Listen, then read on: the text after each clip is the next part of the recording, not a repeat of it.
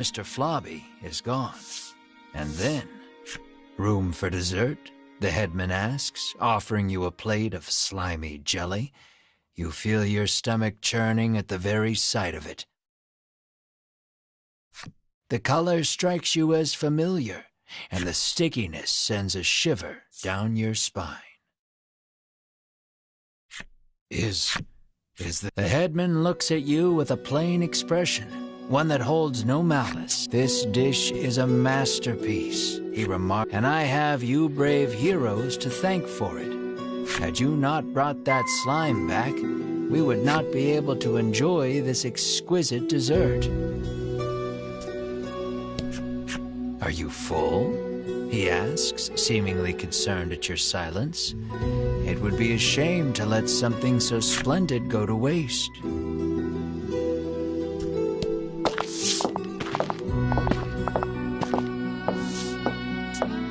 You move to leave, but the headman I try to get my meat while it's still young and tender, but at least your pet is very plump, he remarks, licking his lips. He points at Mar and asks, would you consider leaving that creature here with me? Never, you refuse flatly, not bothering to hide your discomfort. Think about it, he entreats. And then you grab the headman by his lapels, hands trembling in fury.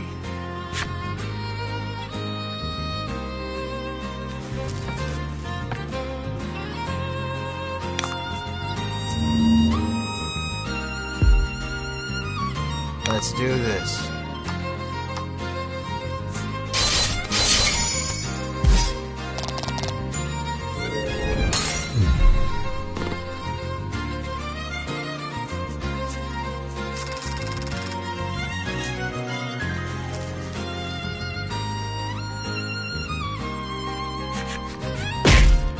You pummel the headman with all your might.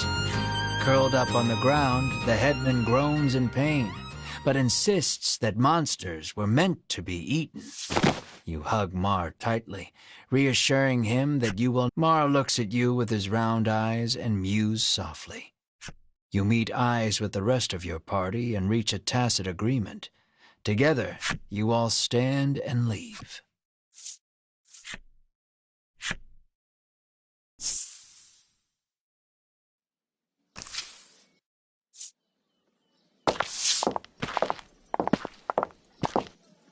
As you are about to leave the headman's house, though, the old man suddenly charges at you from behind. But Mar, the keener of you two, is quick to block his path. With a crash, Mar and the headman tumble to the ground. From the headman's hand falls a small blade. It clatters to the ground, covered in blood.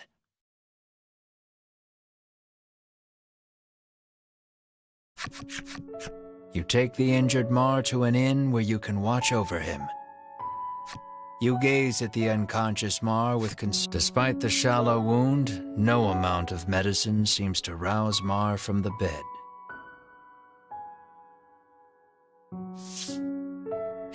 I heard that my friends were in danger, so I came as quickly as I could, Lappy says.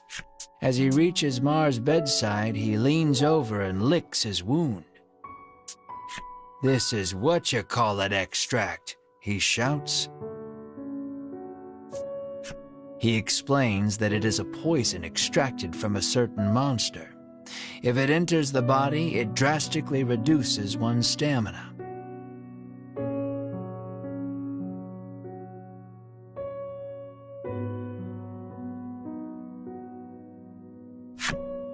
Hearing those words, you realize the headman's blade must have been coated in this poison.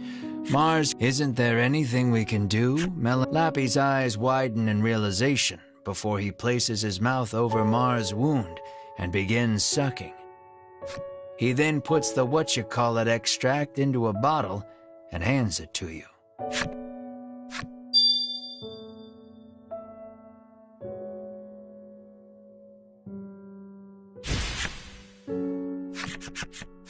Lappy says that if you follow the road south of the village, you will reach Shoreland. He tells you to give the extract to the famous nutritionist there.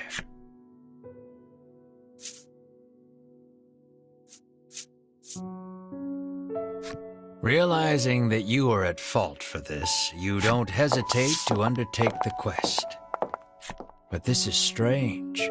The extract comes from a monster, so it should have no effect on one, Lappy remarks with a curious tilt of his head.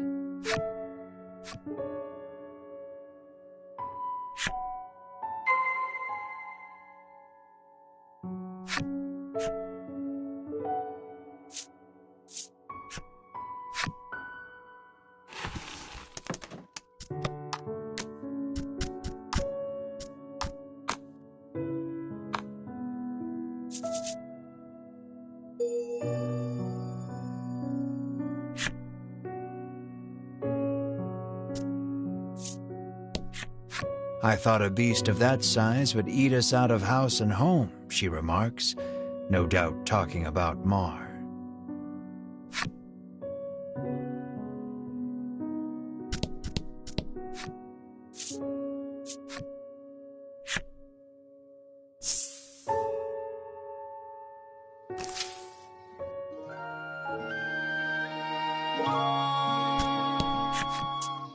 The girl sighs. "You're dirty again," she said. "Mr. Flobby, you're alive. This is Mr. Globby, Mr. Flobby's cousin," she tells you.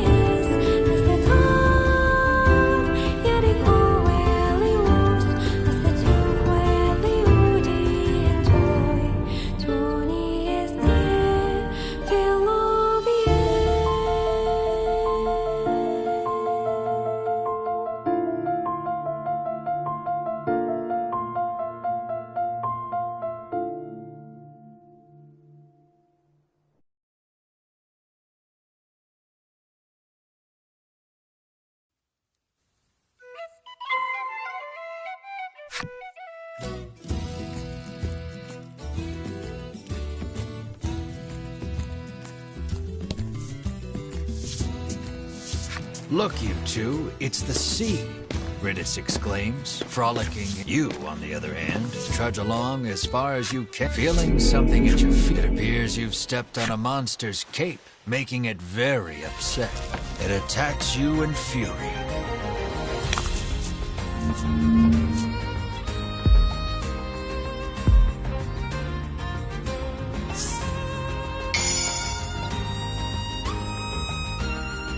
About the enemy.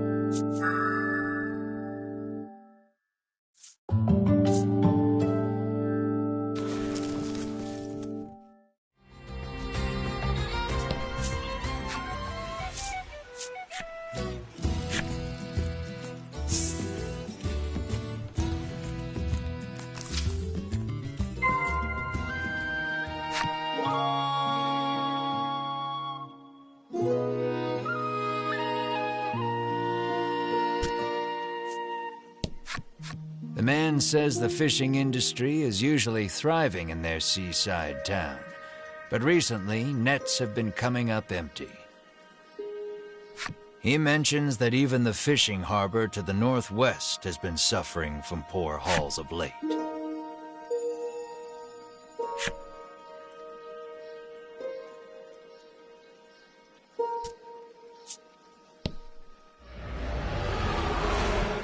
You hear a roar in the distance. According to the townsfolk, rumor in the village has it that it might be the dragon.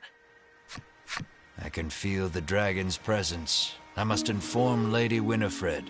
The night you feel impatient, determined not to let the order beat you to it.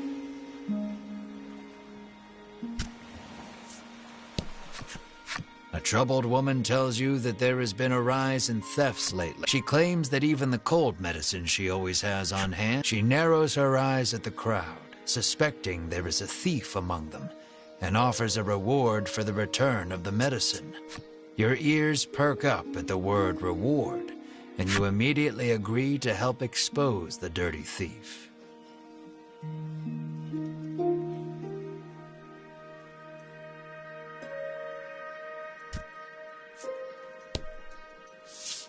You approach a woman sneaking around in a corner of town. Hearing your voice, she turns in surprise. You see a vial of... You explain that the person she stole it from needs it back.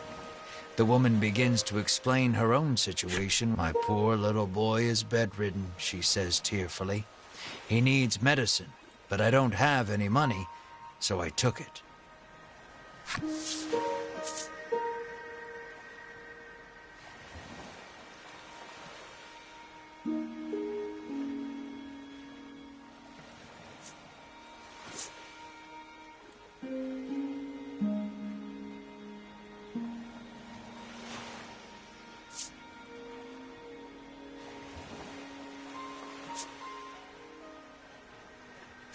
Hearing her tale, you are overcome by sympathy and decide. She thanks you and hands you something, apologizing for not having more.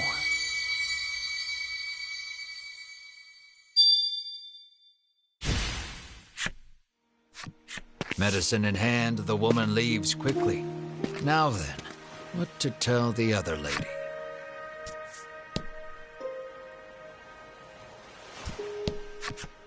You explain that you are unable to find the thief. Clearly saddened by the news, she explains that she keeps the medicine on hand for her husband, who gets sick quite easily. She laments that she may not have the money to buy. Unsure if you made the right choice, you return to your journey with a heavy heart.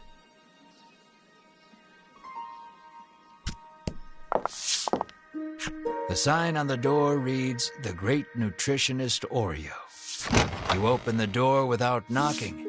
Is anyone home? A muscular man emerges from the back.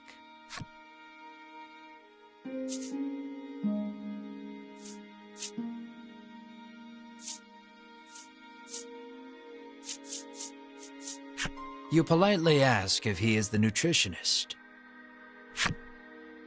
Indeed, I am the nutritionist. He says he has been studying dietetics here for many years. You hand Oreo the extract and explain that your comrade is now bedridden because of it. He stares at the extract for a long time, and then opens the bottle and laps at the liquid inside.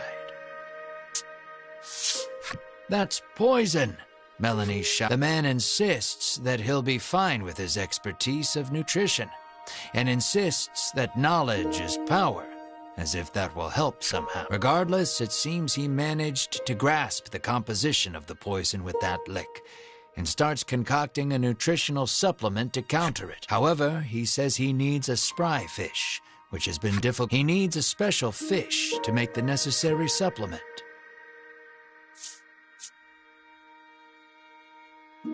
When he explains that you can catch one in the surrounding sea, Ridis confidently interjects. She shows you a page from her ancient tome, which explains that book comes in handy from time to time, Melanie remarks, and Oreo gasps as if remembering something. He says that his son went out fishing and, with a bit of luck, may have already caught us. It sounds like his son is fishing on the wharf. You decide to go find him.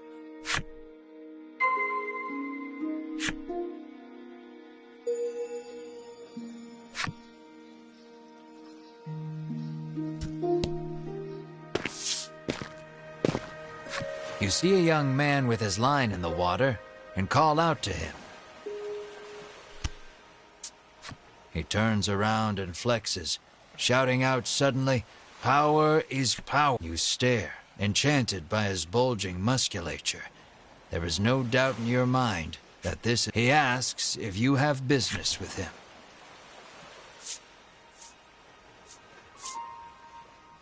Though you are pretty sure of the answer, you ask the young man if he is the nutritionist's son. "That I am," he answers. He introduces himself as You introduce yourself, expressing to him that you are a hero on a journey. His eyes begin to sparkle the moment you utter the word hero, and he becomes engrossed in your tale. More or less grasping the situation, he regrets to inform you that he has not caught. He says that a monster has settled near their town, and its thundering roars have scared most of the fish away. You know Oreo needs a spry fish to make that supplement. Hearing the despair in your voice, Bruno speaks, his words like an ember in the dark.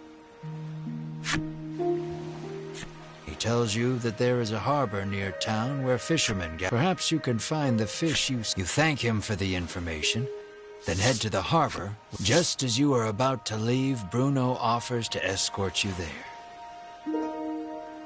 Is it a reward you're after? You are about to ask. But Melanie smacks you on the head before you can voice it and allows him to come along.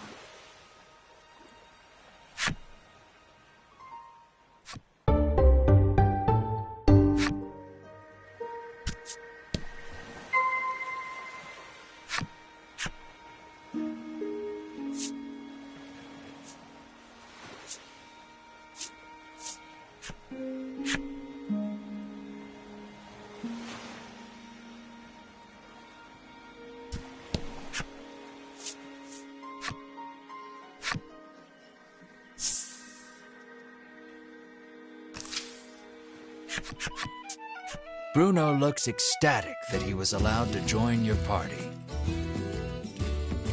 When you ask him why, he tells you that his dream is to be an adventurer and has thus been training every day. But his father, famed in the world of nutrition, forced him into following in his footsteps.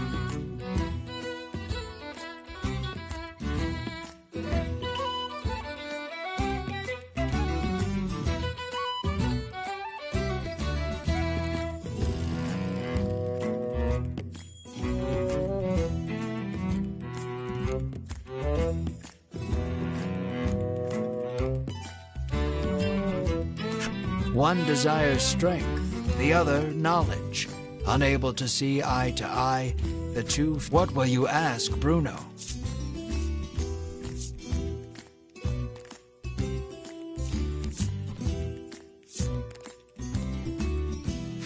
You ask Bruno about his sword arm, saying you are something of a swordsman yourself. Bruno replies that he specializes in hand-to-hand combat, then flexes his... Apparently, he only carries around a sword to look like an adventurer. Curious about his attire, you ask why he does not wear armor. He confessed that he once wished for armor, but deemed it unnecessary after gaining so much muscle. In that moment, you realize something. While his passion for being an adventurer is true, he is dumber than the words "birds of a feather flock together" run through your mind. But you quickly chase them away, afraid of what that means for you.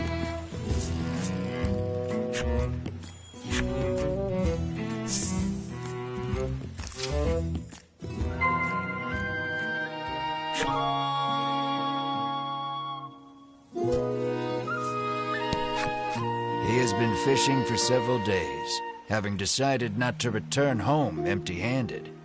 He hopes his wife and child back in Shoreland are well. The woman says she has been waiting here for days, worried about her husband, who has yet to return.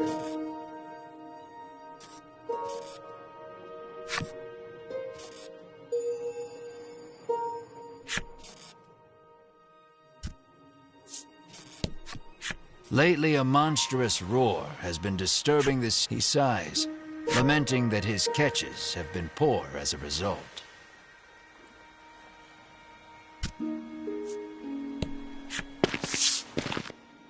A rough-tempered piscator stands there, having just returned from fishing.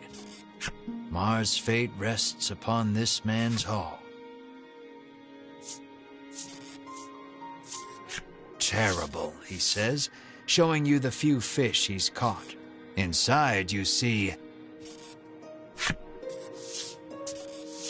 a spry fish, Bruno shouts. You ask him if you can have the spry fish, but he says he won't give it up for free. When you ask how much it will cost, he gives the absurd price of 1 million. You're heartless, Riddis pouts. The man is enraged by the rude response. Just then, Bruno prances forth and shouts, "Stop right there! Your fisherman muscles are simply sublime," he exclaims. He challenges the man to a competition of muscles with the spry fish as the prize. The piscator seems interested and agrees on one condition. If you lose, you must become my servant. This one's all yours, Melanie says, patting you on the shoulder. Then let the carnival of might and muscles begin, Bruno roars, completely fired up. Your puny body is no match for mine, the piscator shouts back, throwing a punch.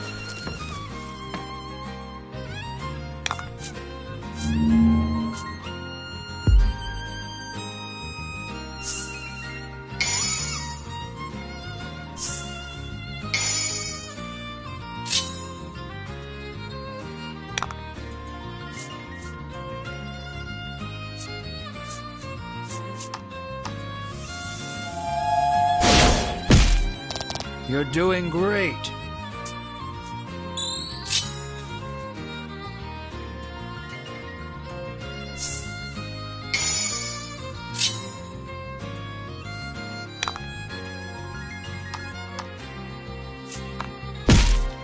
A battle of beefiness.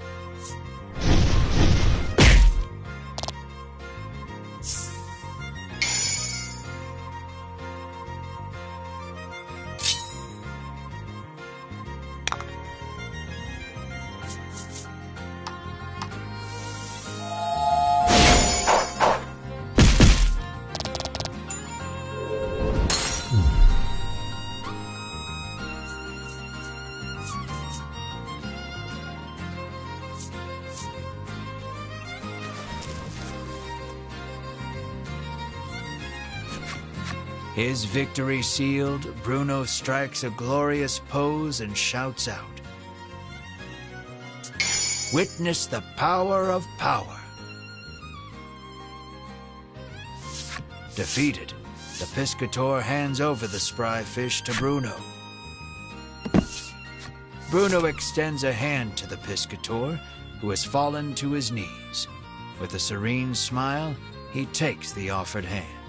An unspoken friendship begins to form between the two. Or at least, you hope that's what the prolonged silence between them means.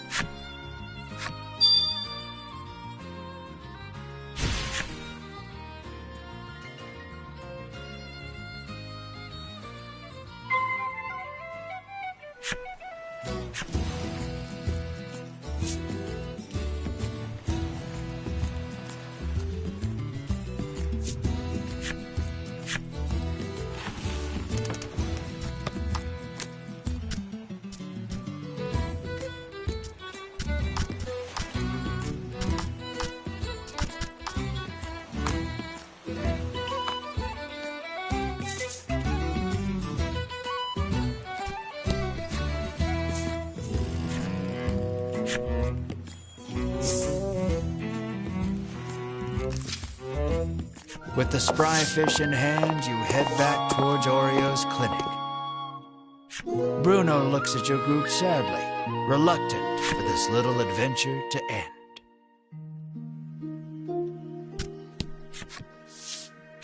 You hand the fish to Oreo and ask him to make you the supplement.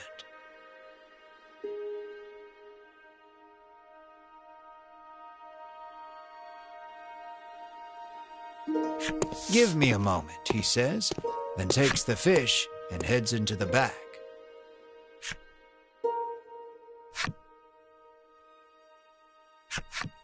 "It's ready," he says, emerging from his room and handing you a bottle.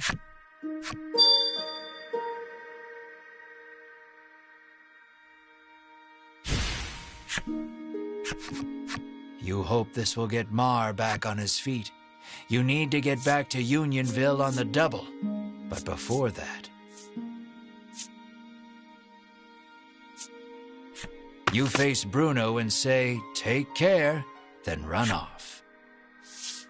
But Bruno stops you and says he wants to journey with you just a little longer. But Oreo is quick to douse the flames of his desire. "You will stay here and study," he commands. "Then you leave me no choice." Bruno's expression reads as he raises both hands behind his head and squats at hyper speed.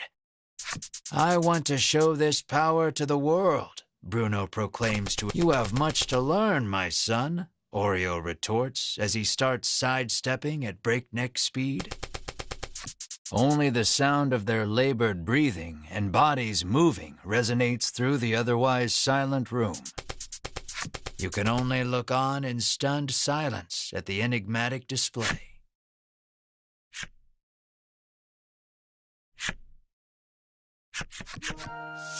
Bruno falls to his knees, panting. "You have grown, my son," Oreo says, looking no worse for wear. "So are you coming with us or not?" Melanie interjects. "Only our muscles know the answer," comes Bruno's cryptic reply. "I don't get it," Ridis remarks frankly. On the condition that he study nutrition upon his return, Bruno is allowed to go with you for just a little while longer. You realize that these two have a very special way of talking that no one else can understand.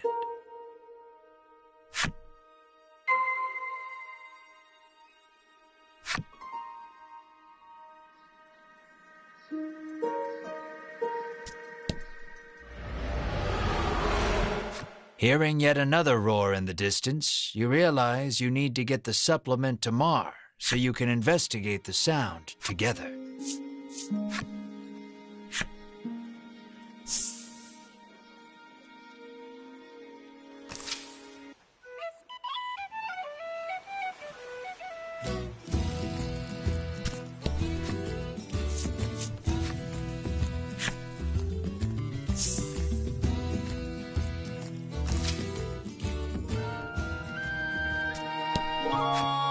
Any travelers with magical little critters can stay for free, the innkeeper. It appears the headman's long-standing pronouncement on the welcoming of all magical creatures also applies to you and your party.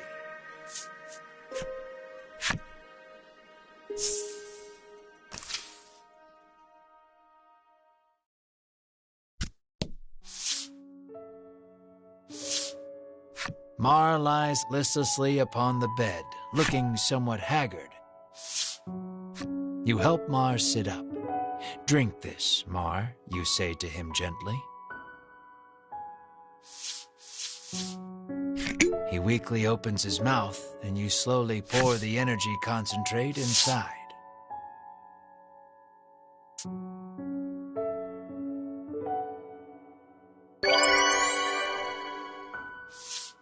Mar abruptly bolts up and turns his head toward you with a puzzled look. It looks like Mar is all better now.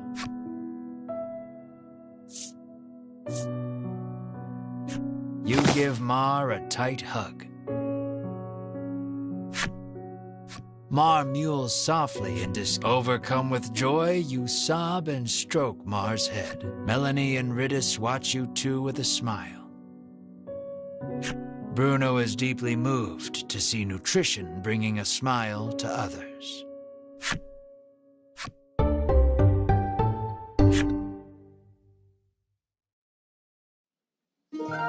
With this, you can finally put the happenings of that strange village behind you.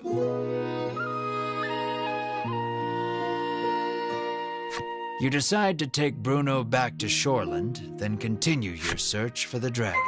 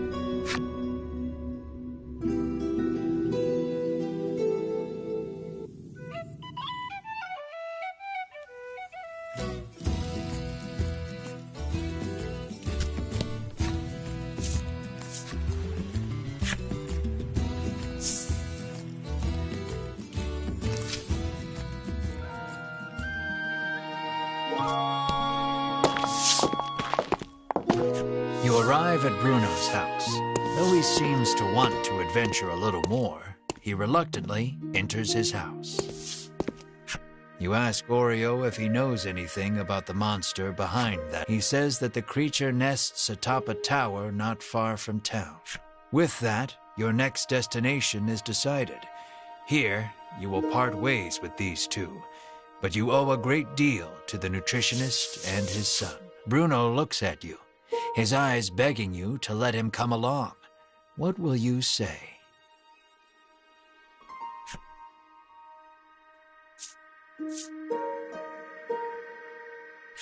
Let us defeat the dragon together, you say to him. You are sure his power and knowledge will come in handy against the beast. And you realize with a grin, he will be so happy just to come along that he will not want a share of the reward. Bruno is happy he can continue the journey, but Oreo stops him before he can get carried away. You must stay here and study, Oreo says. Bruno explains that the journey thus far has taught him the splendor of nutrition, and he now wishes to travel the world to deepen his knowledge. After hearing his son out, Oreo suddenly removes his glasses. And in the blink of an eye, the flesh of Bruno's cheeks, pectorals, and abdomen recess. And Bruno is lifted off his feet with a dull roar.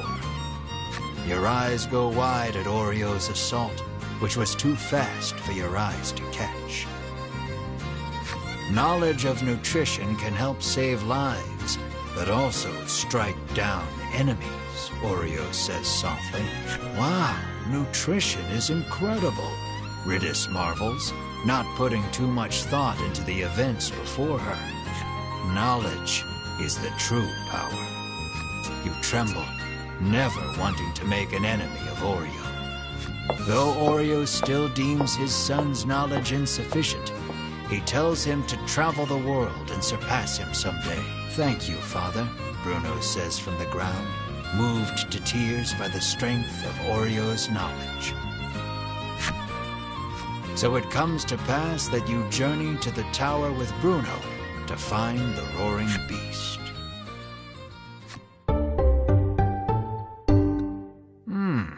Yet another color.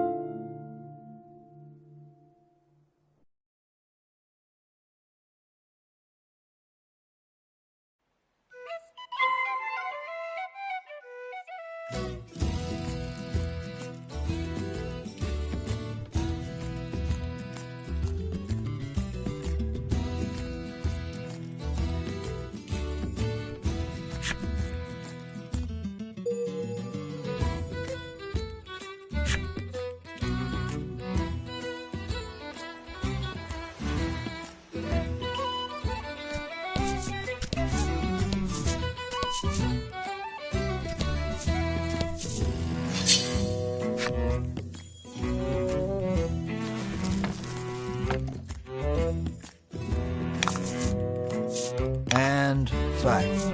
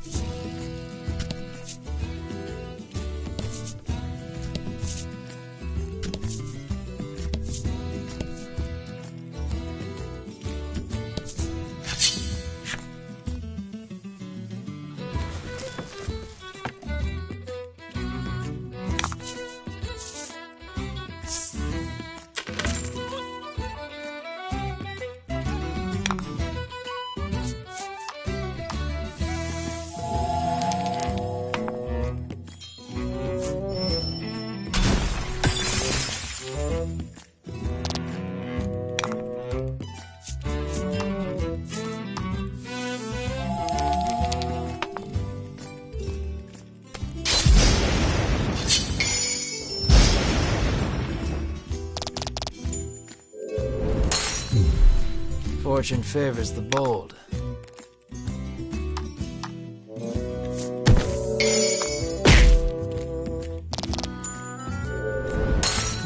Oh?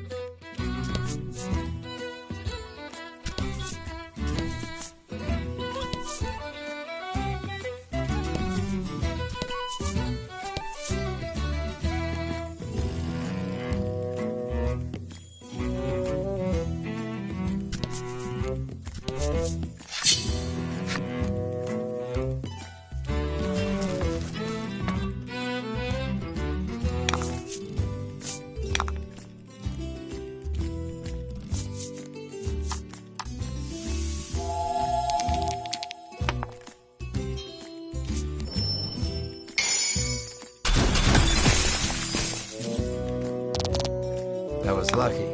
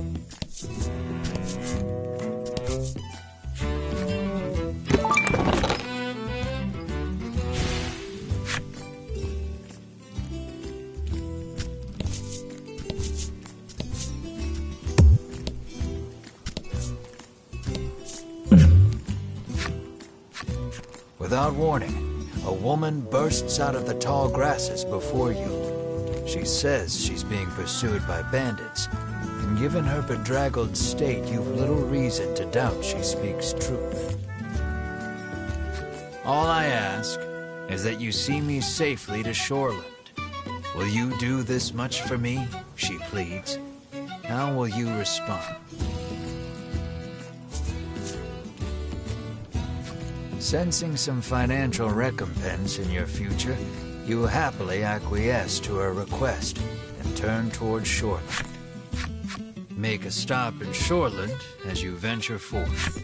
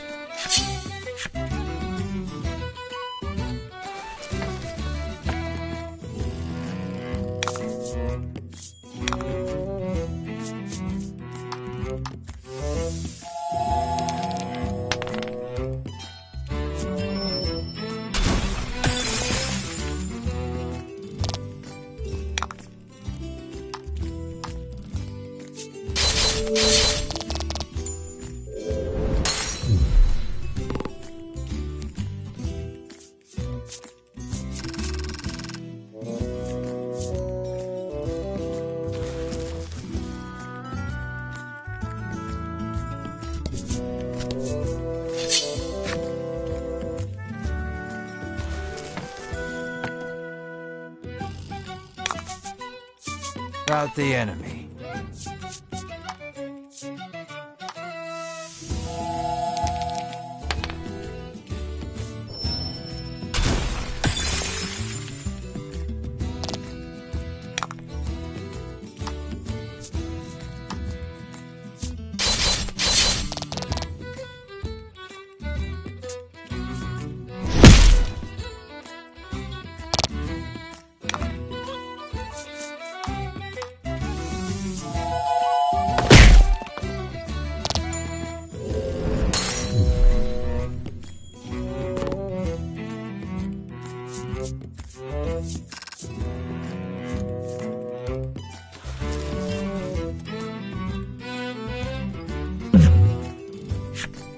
You pick up a scrap of paper dropped by some manner of monster.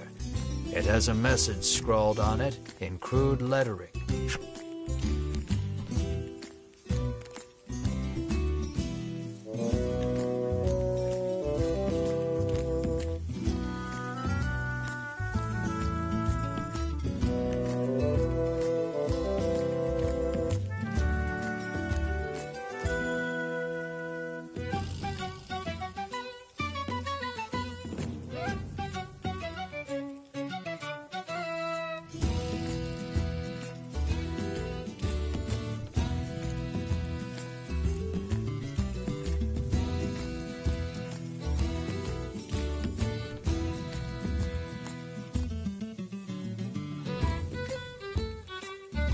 Clearly, whoever dropped this message did not want you. Stash the scrap of paper in your pack and resolve to keep an eye out for the treasure on your travels.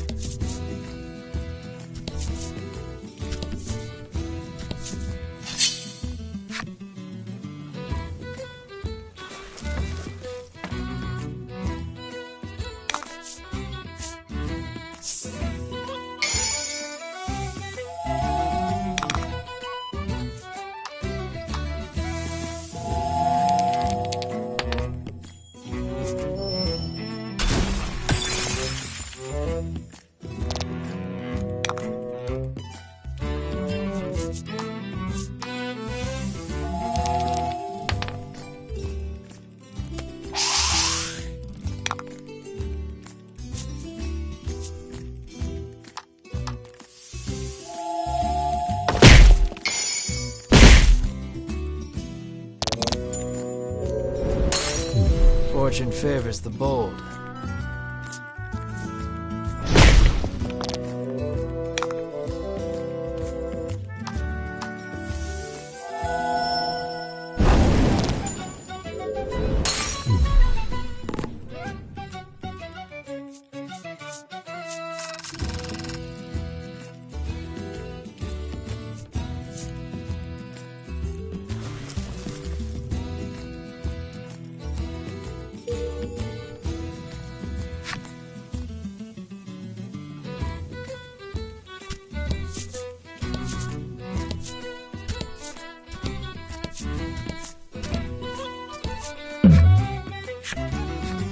Bandits descend upon you.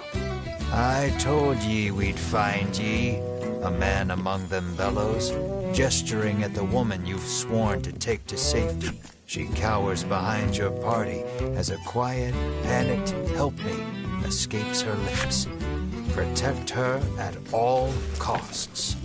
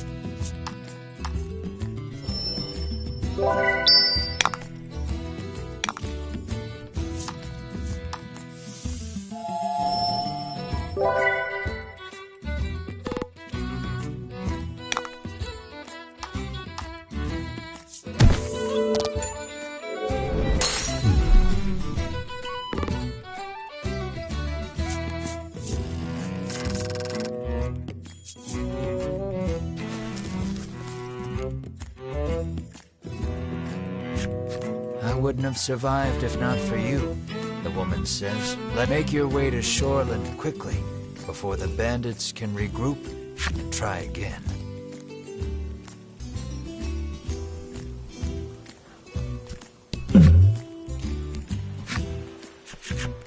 No sooner has the party set foot in Shoreland than a cadre of manservants flock to the woman. "So glad you are safe, milady," says one, taking a knee and bowing his head. You ask what's going on, to no one in particular.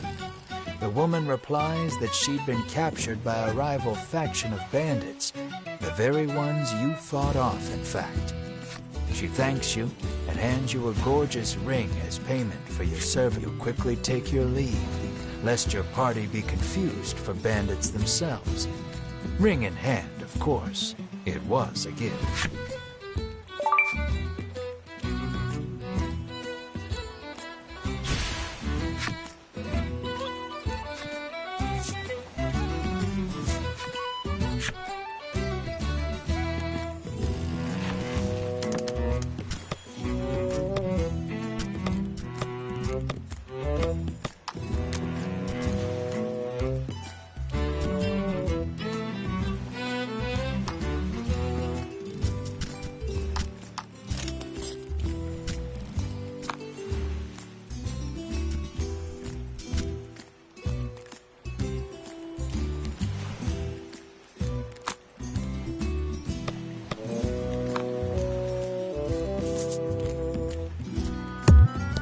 You can't go in there.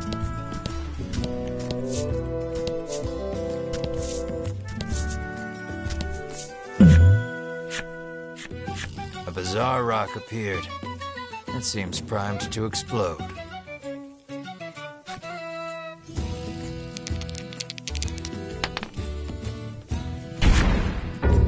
The bizarre rock transformed into an aqua rock.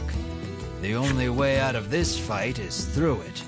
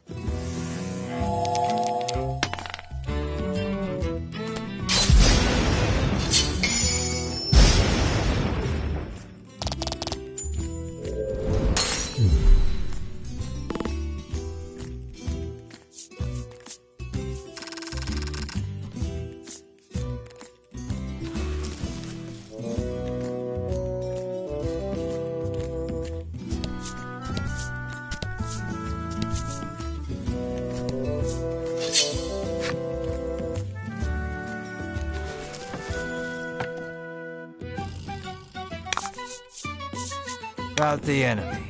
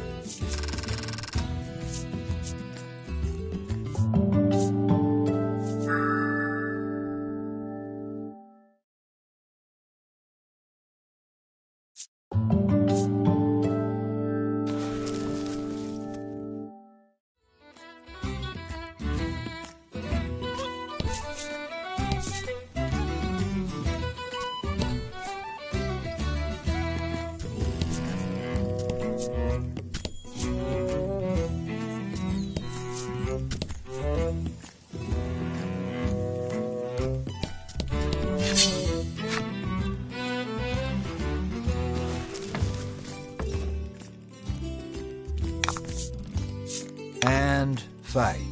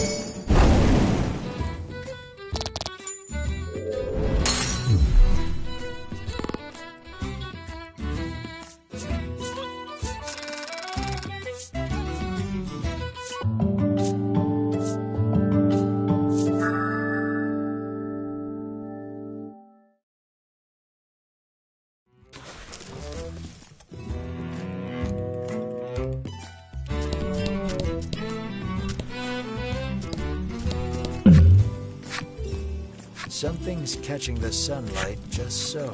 You find a chest. Something about this feels from... Sure enough, this is the location those thieves mentioned. Quite convinced you've found their stash, you open the chest with a self-satisfied smirk on your face.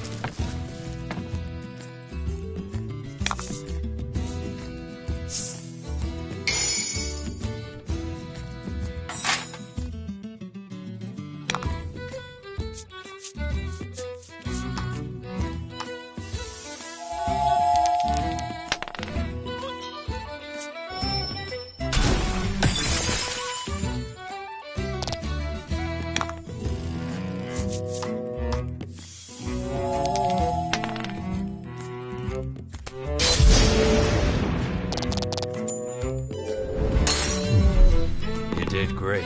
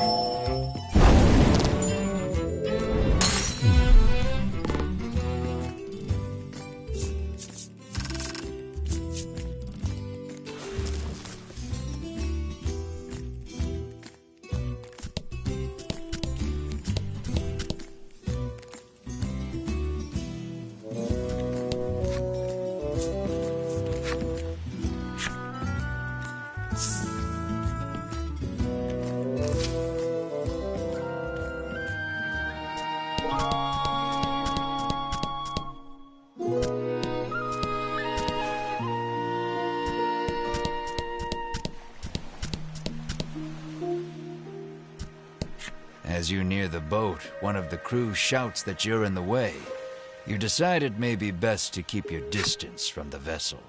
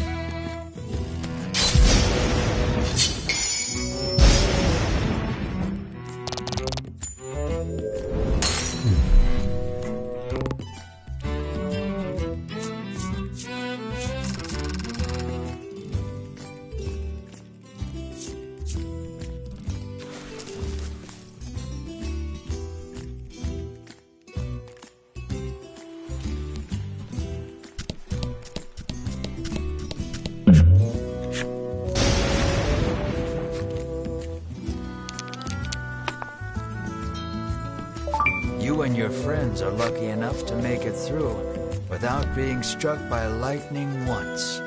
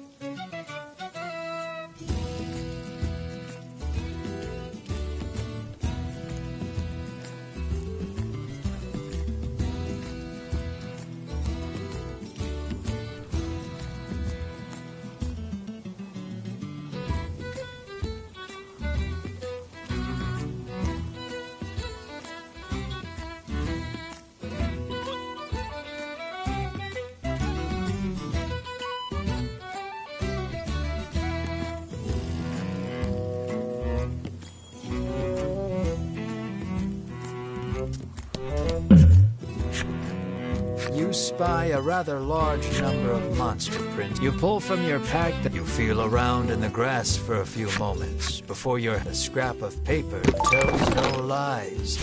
You greedily open the chest.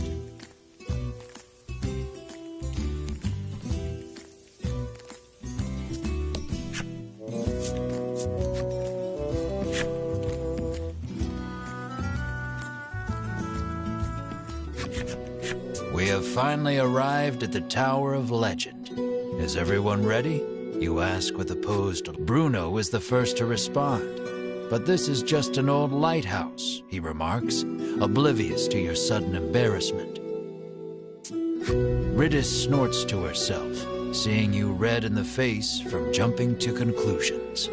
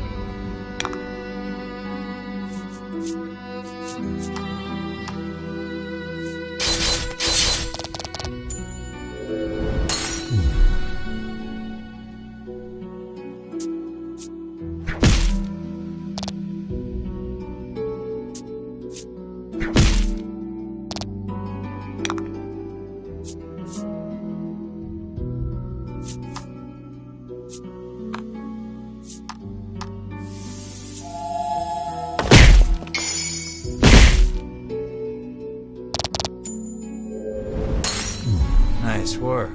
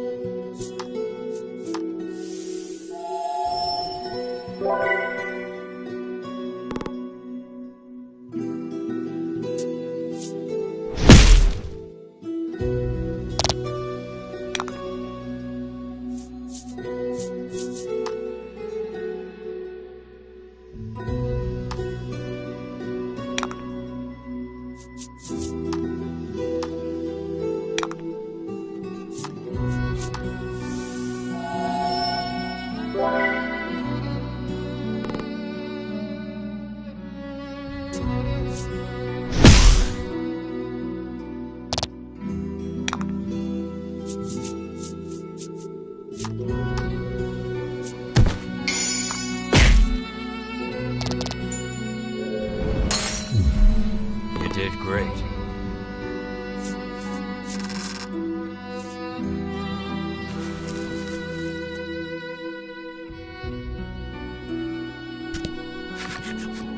It appears this sturdy door has a magic seal on it. Unfortunately, it is out of her realm of expertise. Riddis rolls up her sleeves and shouts, "Open Sesame!" You swear you have heard these words somewhere before. You all watch in silence as the door stays. You snort to yourself, seeing Riddis red in the face.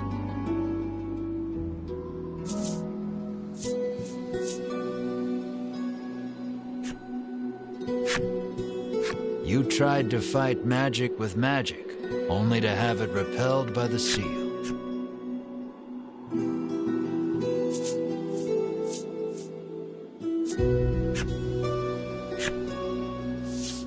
Bruno exhales deeply, then places both hands on the door. He pushes with all his might, and it opens. It seems the magic seal could not protect the door from the physical might of your most stalwart companion. This is the power of power, Bruno pants, but you promptly ignore him and enter the tower.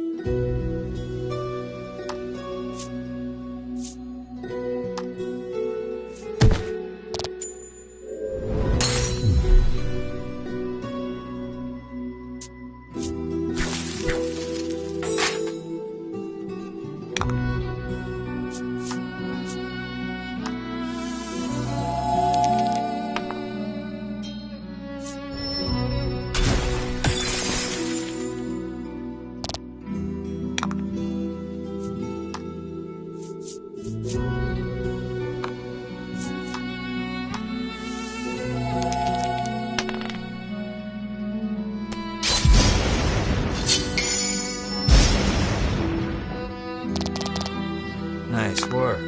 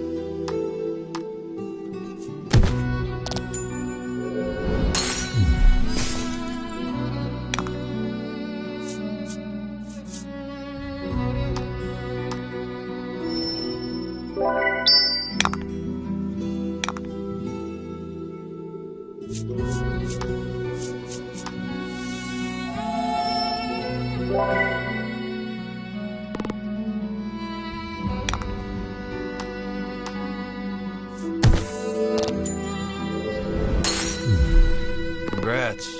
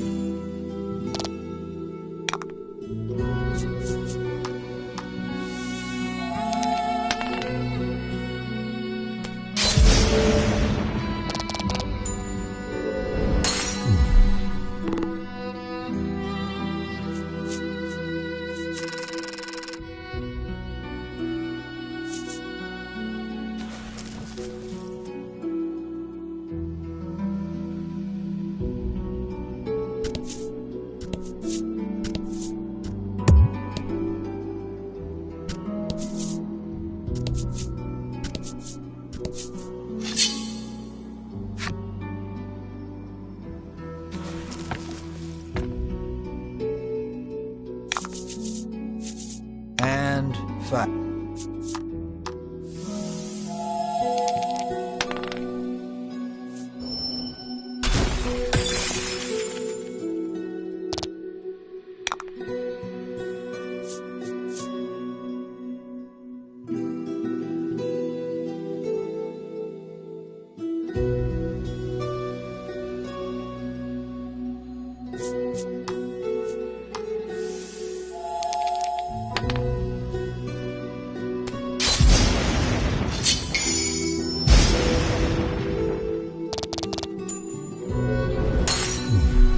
Excellent.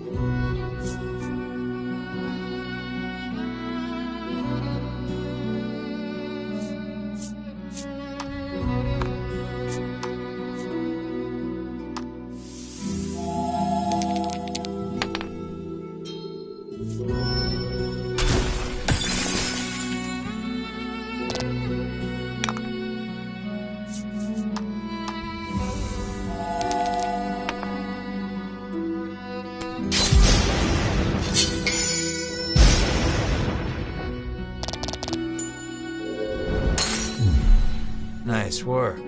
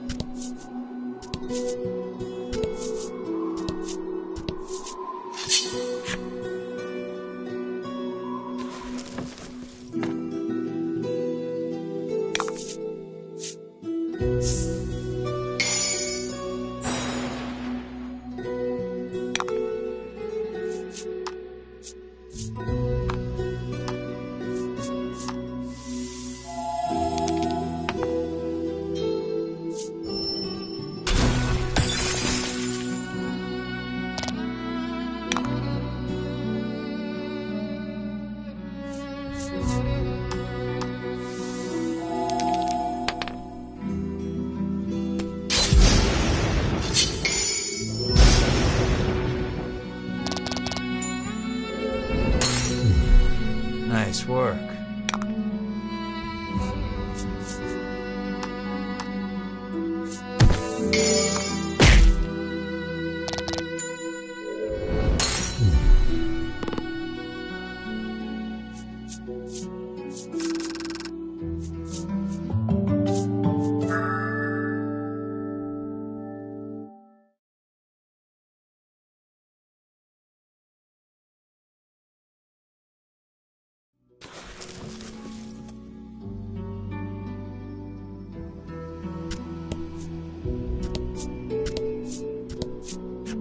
Footing suddenly crumbles. With no way of saving yourselves, you fall downward. Once more from the bottom.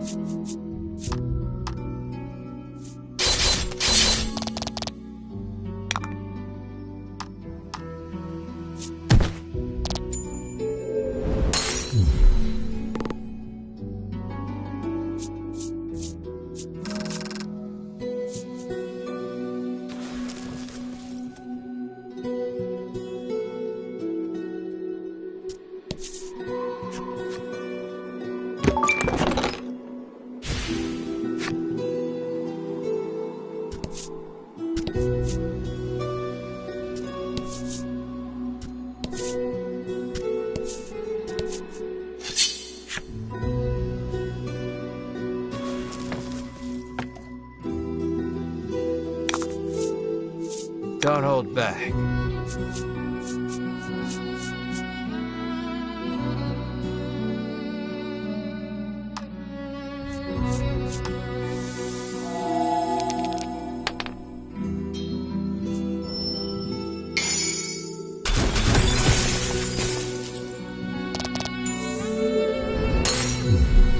Fortune favors the bold.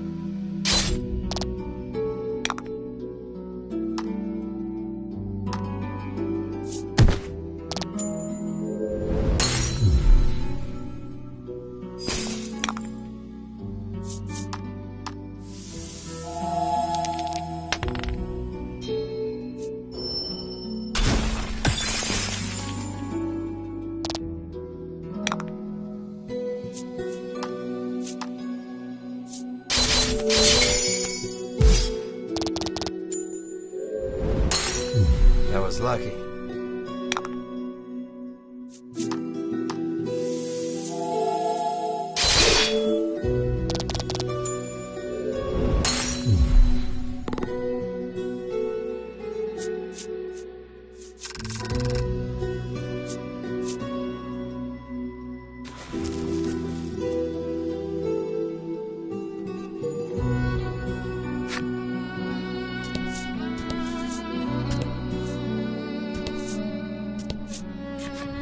Foolish humans. Did you come here to consign the drops of salvation to oblivion? The monster asked. It sounds like he is saying something important, but you do not understand it in the slightest.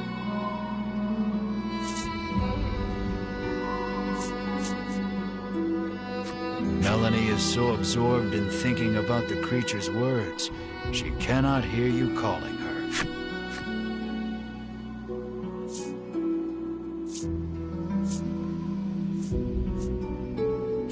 Riddis has given up on thinking and whistles an offbeat melody to herself. While everyone is distracted, the monster attacks.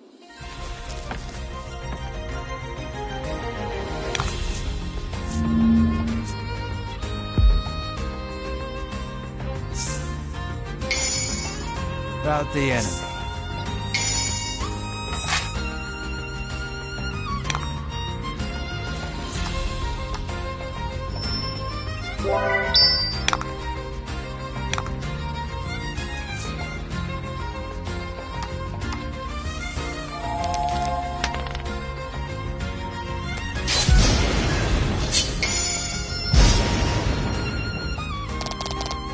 Nice work.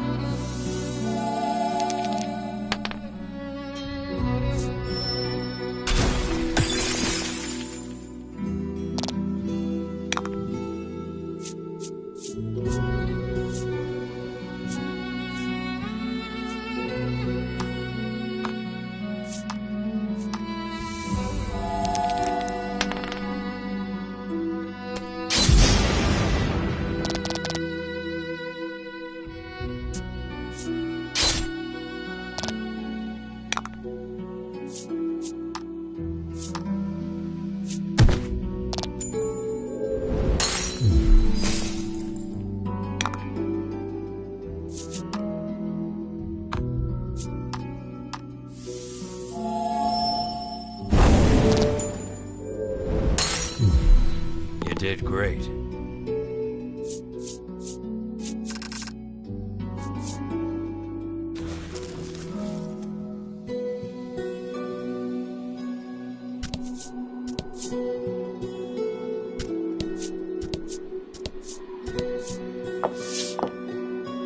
Something glimmers on the floor. Melanie suggests it might be money. You are instantly upon the shining object, picking it up. Melanie asks why you have such a fixation with money. We were poor, so you begin. Then remember being serious isn't in your character. Leaving your past a mystery, you quickly throw aside the shiny piece of glass and move on.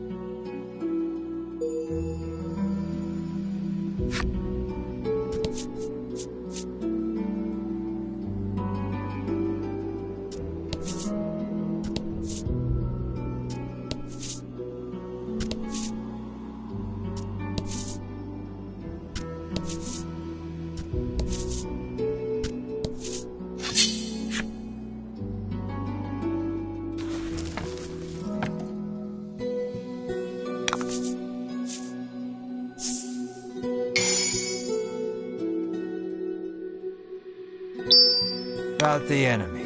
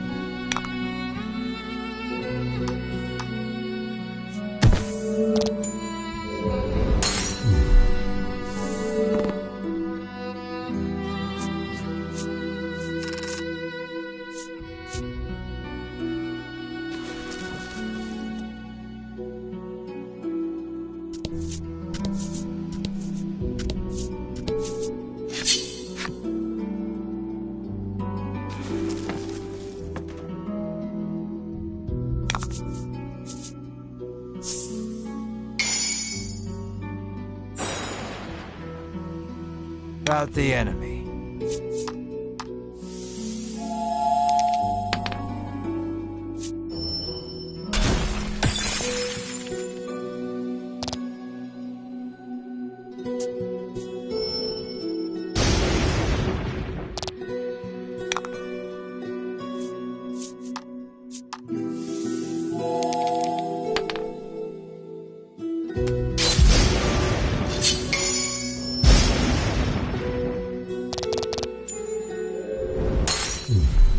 That was lucky.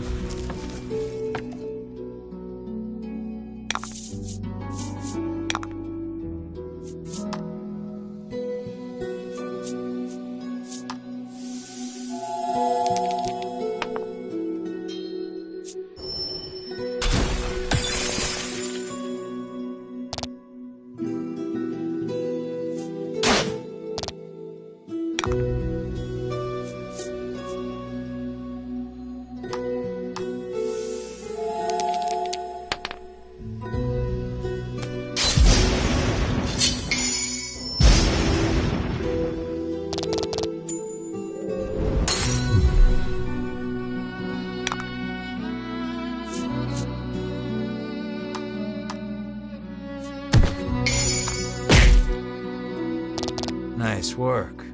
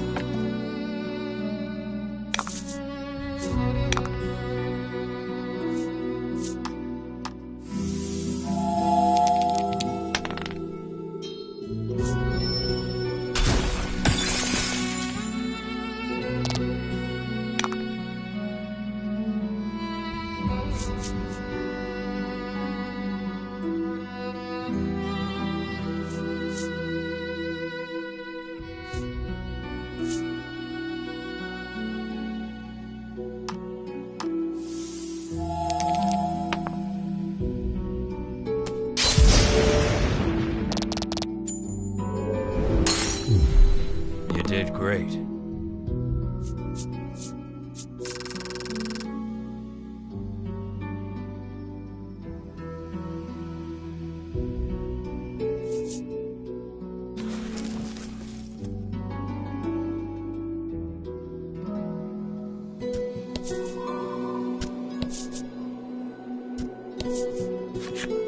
Have you savages no mercy?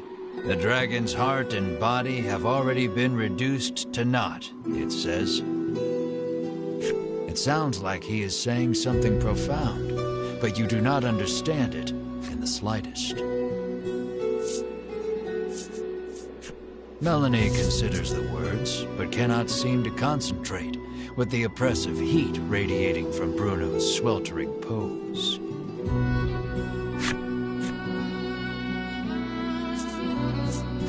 Bruno silently compares his muscles against the monster's, then grins proudly to himself, the obvious victor. You feel your eye twitch, realizing that your comrades may be the devil. While everyone is distracted, the monster attacks.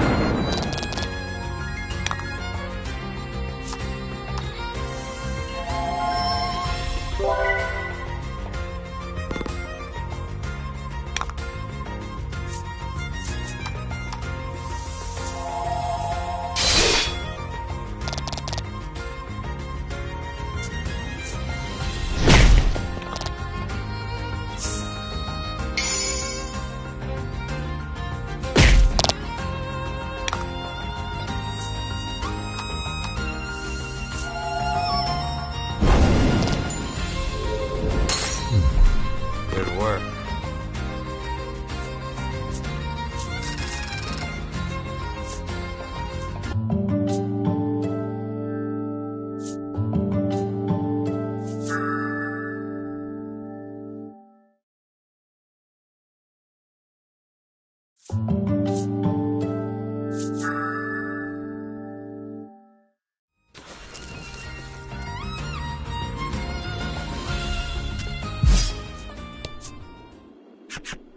Though the battle is over, you cannot stop thinking, come on, we have to defeat that dragon. Why are you so obsessed with defeating the dragon? She explains that her mother was killed by the dragon. She did not say any more, but her hatred for the beast was clear in her eyes.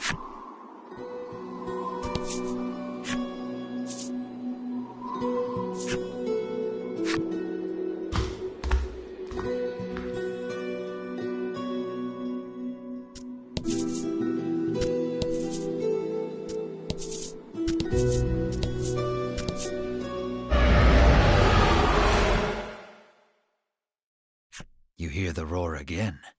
It seems to be coming from the upper levels. Mar mews, as if in response to the creature's growl. Enamored by the adorable noise, you pet Mar on the head. You're obsessed, Melanie remarks snidely, but looks at you two as if wanting to pet Mar too. It sounds like the roaring beast is close.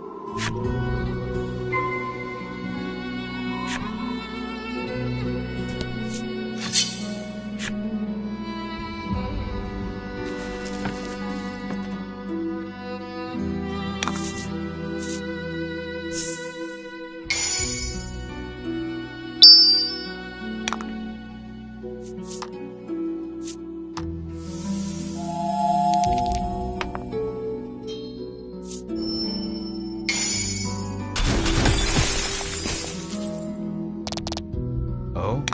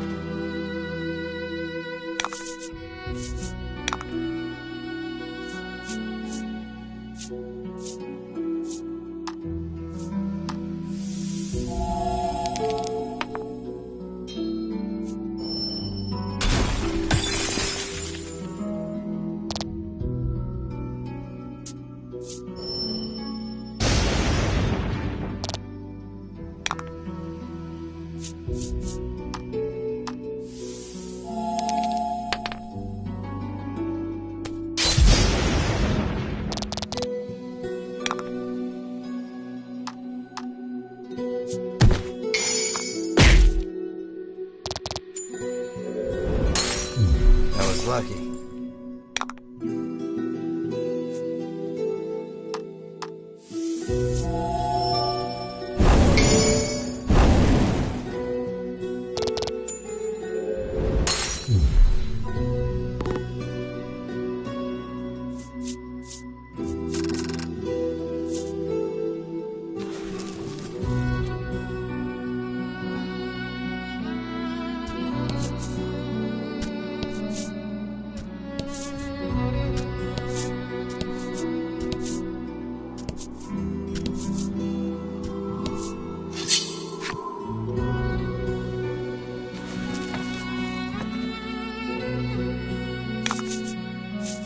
And fight.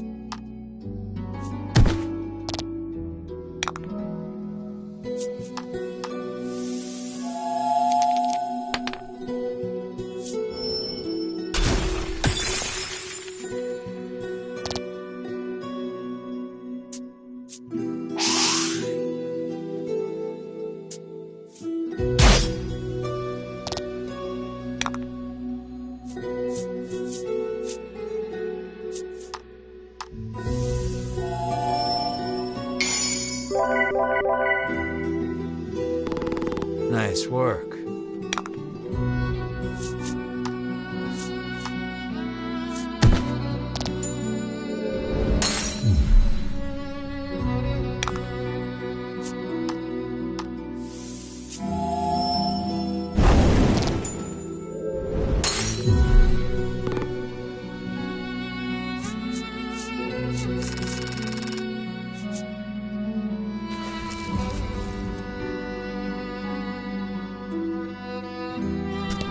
You lose your footing. You stumble, falling headlong downward. Third time's the charm.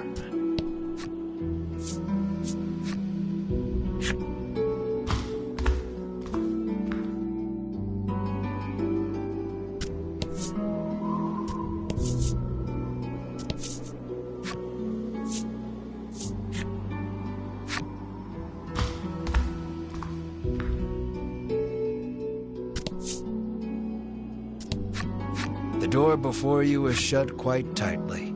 It appears to have a keyhole. You insert the magical key into the hole and turn. You hear the lock come undone with a loud clank. The dragon may be just ahead.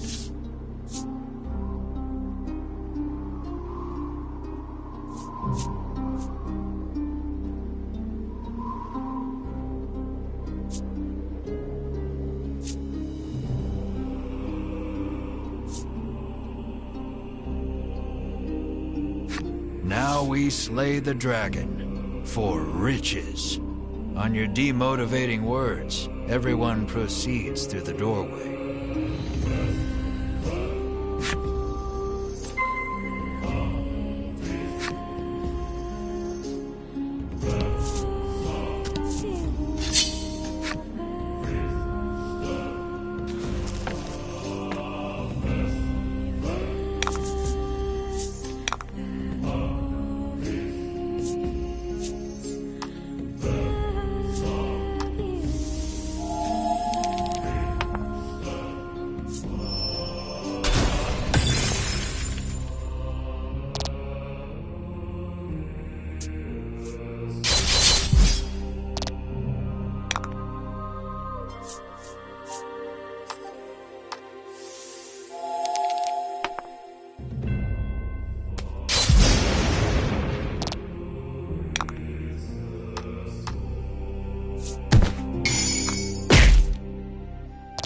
That was lucky.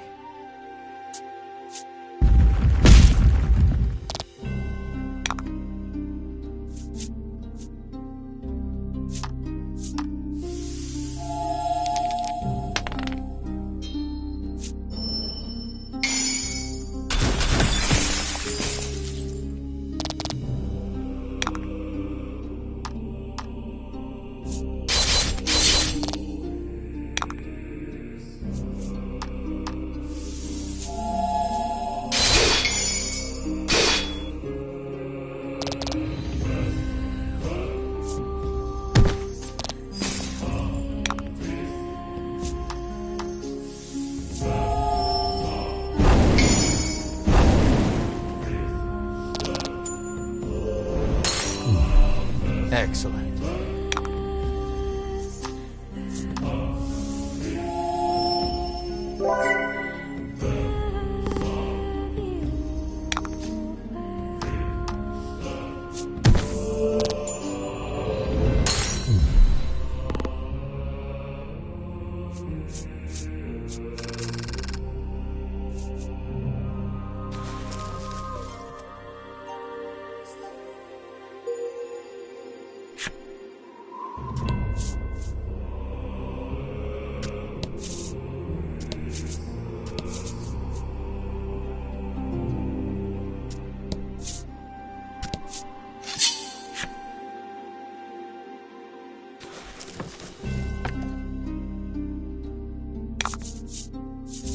Let's do this.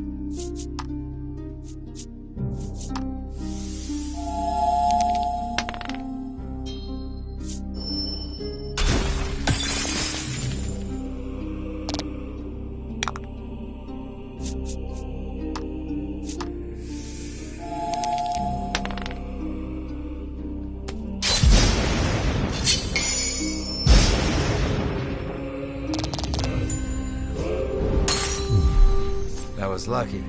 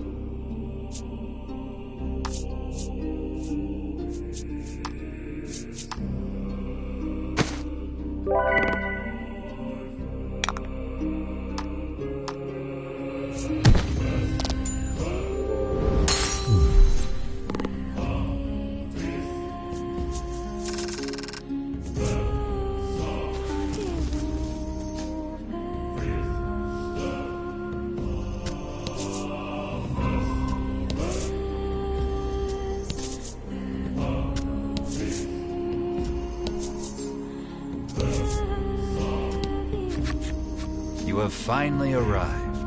Before you stands the dragon you have been searching for. More assassins, the dragon sighs weakly. Whether or not the beast is weak, you care not. You muster up your courage and shout, "Prepare yourself." Your legs tremble in fear, but no matter how scared you are, the dragon will not wait.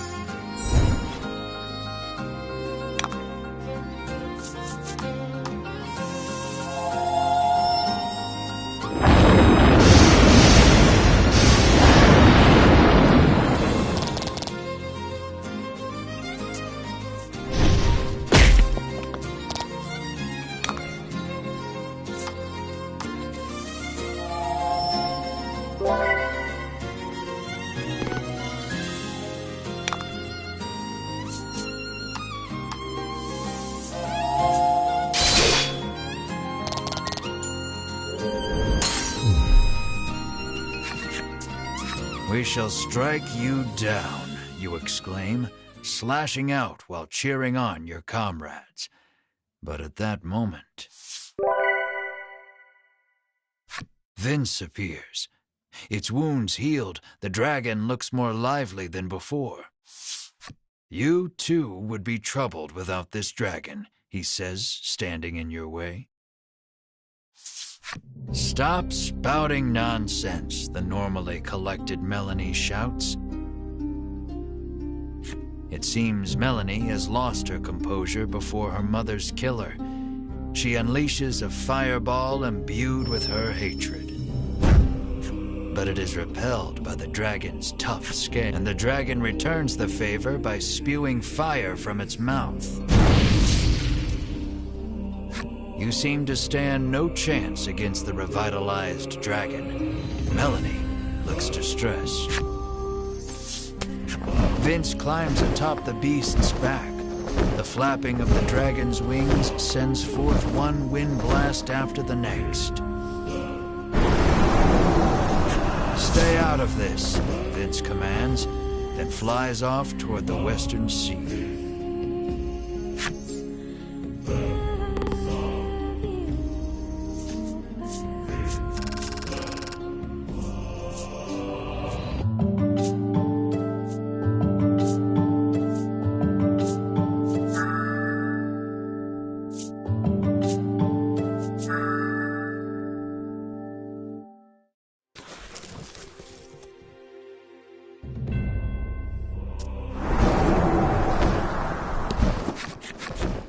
You worry for Melanie, who has been burnt badly by the dragon's fire. I can't get up, she whispers weakly. Drink this, Bruno instructs, offering her a small bottle. It will help you regain your strength. Bruno claims he drinks it every day. It is a recipe from his father, that of a custom supplement.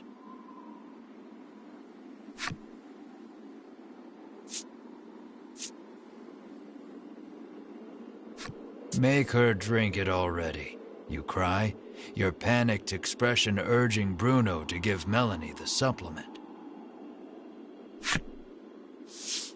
Melanie has a bad feeling about it, but downs it all in a single gulp. And suddenly, at ease with her recovery, you descend the tower.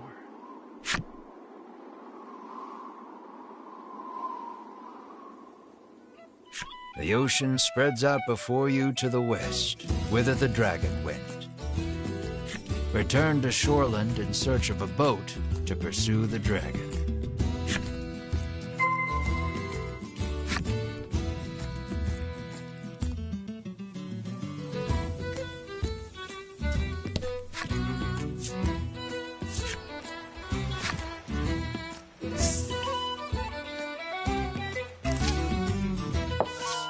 When you return, Oreo approaches. It seems like something has happened to the town. He says a raging wind blew through and destroyed the town. You surmise the flapping of the dragon's wings is to blame. You explain that you need a boat to go after the dragon, and Oreo's look turns grim. Sensing there may be a problem, you quickly make your way to the wharf.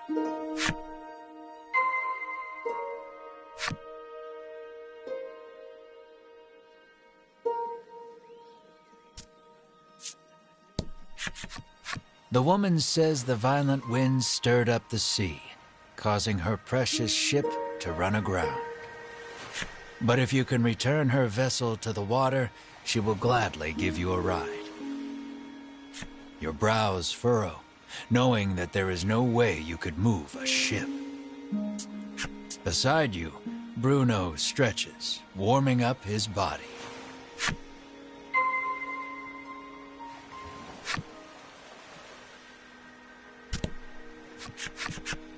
After striking a fantastic pose to show off his muscles, he charges straight at the boat. No matter how hard he pushes, though, the boat does not. It's pointless, you sigh, turning around when a muscle-bound Melanie stands before you.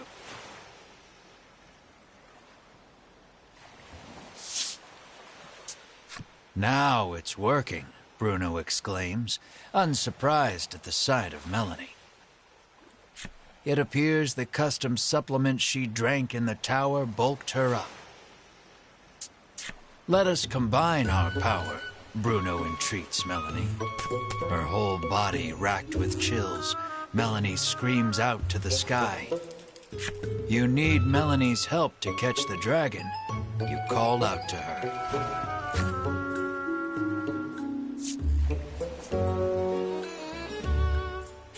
You turn your earnest eyes to her and say, "Please, lend us your strength."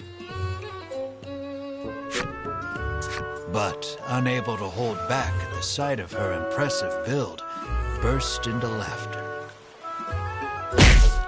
But in the next instant, you receive a violent punch to the face. You hear your bones creak in a way you've never heard before. But afterward, the two muscle-bound forms work together. In return, I will never be a beautiful bride like this, Melanie mutters sadly. You're wrong, Bruno exclaims. Those muscles. At any rate, you leave the port town and follow the dragon.